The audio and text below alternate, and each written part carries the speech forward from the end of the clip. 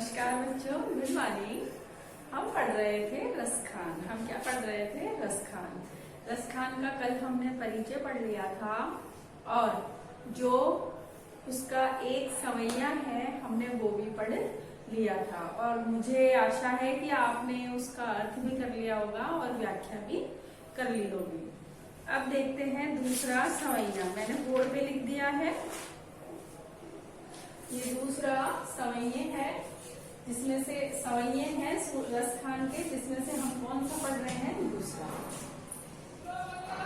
इसमें रसखान कवि ये कहना चाह रहे हैं कि यदि मुझे भगवान श्री कृष्ण की स्पर्श की हुई, सामीप्य की हुई कोई भी वस्तु यदि मुझे प्राप्त हो जाए तो मैं उस पर तीनों लोगों का राज छोड़ सकता हूँ, सोने चांदी के महलों को छोड़ सकता हूँ, है ना। तो वह अपनी अन्य भक्ति को दर्शा रहे हैं। आ लकुटी अरु कामरिया। कामरिया होता है कंबल। कामरिया कंबल। लकुटु लकड़ी।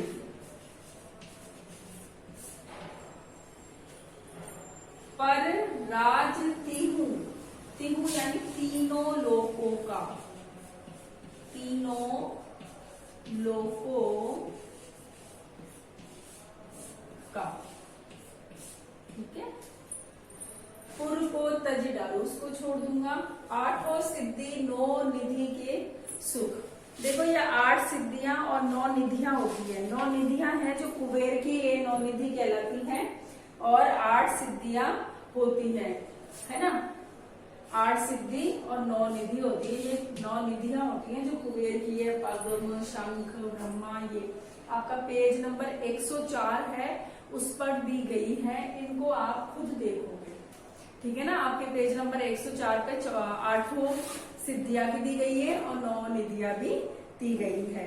इसमें ना 8 में तो क्या होगा? अड़िमा, महिमा, गरिमा, लघिमा आदि होंगी और 9 निधियों में भी ये पूरा 8 सिद्धि 9 निधि पूरी डिटेल से 104 पेज नंबर पर दी गई है ना। नंद की गाय चराई बिसारो। नंद की गायों को चराने पर न्यौछावर कर सकता हूँ, छोड़ सकता हूँ। रसखान कबो इन आंखों से। रसखान कभी थोड़ा दुखी होकर के कहता है कि मैं कब, कबो यानी कब, इन आंखों से ब्रज के वन बाग तड़ाग निहारो। ब्रज जो प्रदेश है उसके वन बाग यानी बगीचे, तड़ाग यानी तालाब, तालाबों को निहारूंगा। कोटि यानी करोड़ों। कोटि यानी करोड़ों। एक कलधोत के धाम। कलधोत यानी होता है सोने चांदी के महल। क्या होता है? मैं इधर लिख देती हूँ। सोने चांदी के महल, ठीक है। सोने चांदी के महल। करील के कुंजन ऊपर बारो। जो करील यानी जो कांटेदार झाड़ियां हैं, कांटेदार जो झाड़ियां हैं वन में, उनके ऊपर मैं छोड़ सकता हूँ, ठीक है। कुंजन यानी बाग होते हैं, कुंज। अब हम इसका क्या करेंगे? अर्थ करेंगे। देखिए, आ लकुटी अरु कामरिया। रसखान कवि कहते हैं कि यदि मुझे भगवान श्री कृष्ण की लकड़ी और कंबल मिल जाए तो पर राज तिहु पुर को तज डारू। रसखान कवि कहते हैं यदि मुझे भगवान श्री कृष्ण की लकड़ी और कंबल मिल जाए तो मैं तीनों लोकों का जो राज है उसको छोड़ सकता हूँ, उसको छोड़ दूंगा। 8 सिद्धि 9 निधि के सुख। 8 सिद्धि और 9 निधियों के जो सुख हैं नंद की गाय चराई बिसारो, उनको मैं नंद बाबा की यदि मुझे गाय चराने को मिल जाए तो मैं आठों सिद्धि और 9 निधि के जो सुख हैं उन सुख को छोड़ सकता हूँ। रसखान कवो इन आखिन सो, रसखान कवि कहते हैं कि मैं कब अपनी इन आंखों से ब्रज के वन बाग ताड़ाग निहारो, कि मैं कब इन आंखों से जो ब्रज प्रदेश है उसके वन बाग और तालाबों को निहारूंगा, निरखूंगा और उनको देखूंगा।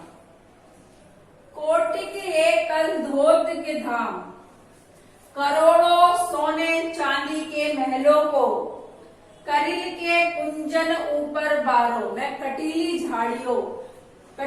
झाड़ियां, जहाँ कटीली झाड़ियों का जो कुंज है अर्थात जिसमें भगवान श्री कृष्ण ने बंसी बजाई थी, मैं उस कुंजों के ऊपर उनको न्योछावर कर सकता हूँ।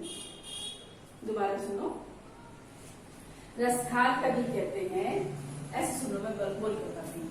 रसखान कवि कहते हैं कि यदि मुझे भगवान श्री कृष्ण की लकड़ी और कंबल मिल जाए तो मैं तीनों लोकों का राज छोड़ सकता हूँ, तीनों लोकों का राज छोड़ सकता हूँ, न्योछावर कर सकता हूँ।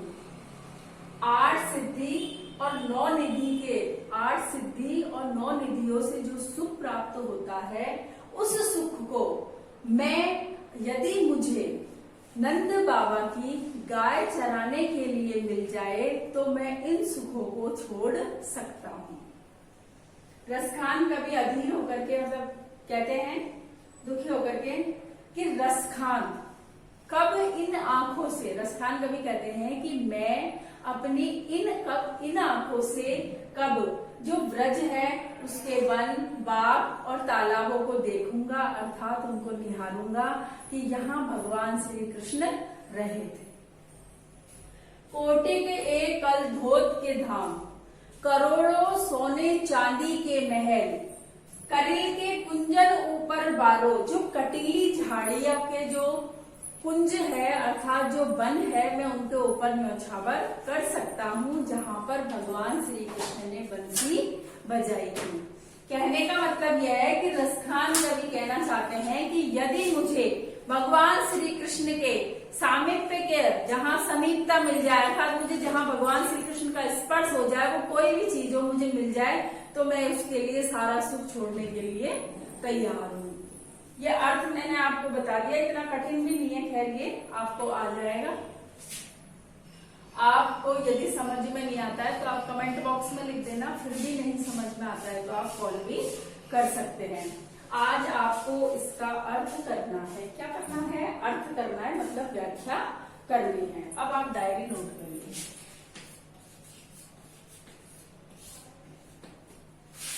आप लोग जो वीडियो नहीं देख रहे हैं वो रोज वीडियो देखे भाई। पार्ट 3 सवैये है ना, पार्ट 3 सवैये 2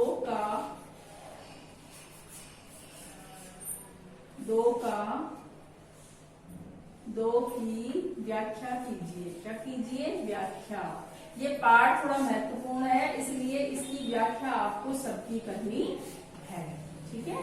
पार्ट 3 सवैये 2 की व्याख्या कीजिए, ये आपकी डायरी है। आज की क्लास में तो बस इतना ही, आगे के जो सवैये हैं वो हम कल की क्लास में पढ़ेंगे, ठीक है। स्वस्थ रहो, पढ़ते रहो और मस्त रहो।